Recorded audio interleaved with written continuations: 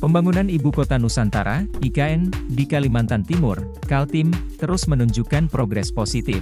Walaupun pembangunan IKN sudah berjalan beberapa tahun terakhir, namun masih banyak yang bingung maupun belum tahu mengenai asal-usul Ibu Kota baru diberi nama Nusantara. Untuk mengingat kembali asal-usul Ibu Kota Negara diberi nama Nusantara, inilah ulasan selengkapnya. Nusantara dipilih menjadi nama Ibu Kota baru di Kalimantan Timur.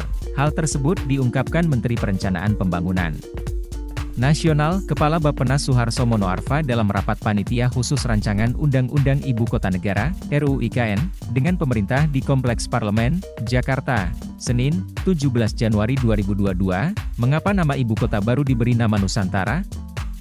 Terkait alasan kenapa nama Nusantara yang dipilih, Suharso mengatakan, nama Nusantara dipilih karena kata tersebut sudah dikenal sejak lama dan ikonik di dunia internasional. Presiden Joko Widodo mengatakan, pembangunan IKN bukan hanya sekedar memindahkan perkantoran. Menurut dia, IKN dibangun sebagai kota baru yang kompetitif di tingkat global. Nusantara saat itu digunakan dalam konteks politik.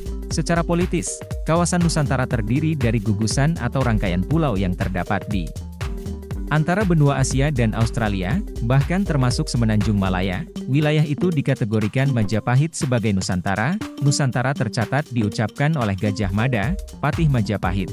Gajah Mada mengucapkannya lewat sumpah yang dikenal sebagai Sumpah Palapa. Sumpah itu diucapkannya saat upacara pengangkatan menjadi Patih Amangkubumi Majapahit. Sebagian Jawa, Jawa Tengah dan Jawa Timur, justru waktu itu tak termasuk dalam istilah Nusantara yang dimaksud Gajah Mada.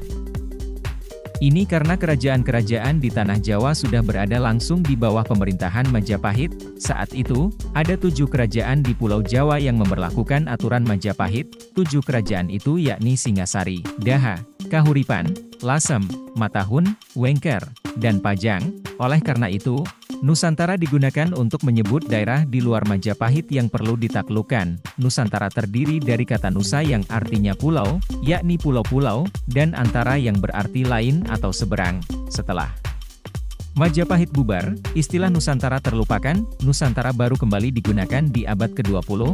Tokoh pendidikan nasional pendiri Taman Siswa, Ki Hajar Dewantara, mempopulerkannya kembali. Nusantara digunakan sebagai alternatif dari Nederlandsche Oost-Indie atau Hindia Belanda. Hingga kini, istilah Nusantara masih kerap digunakan sebagai padanan Indonesia.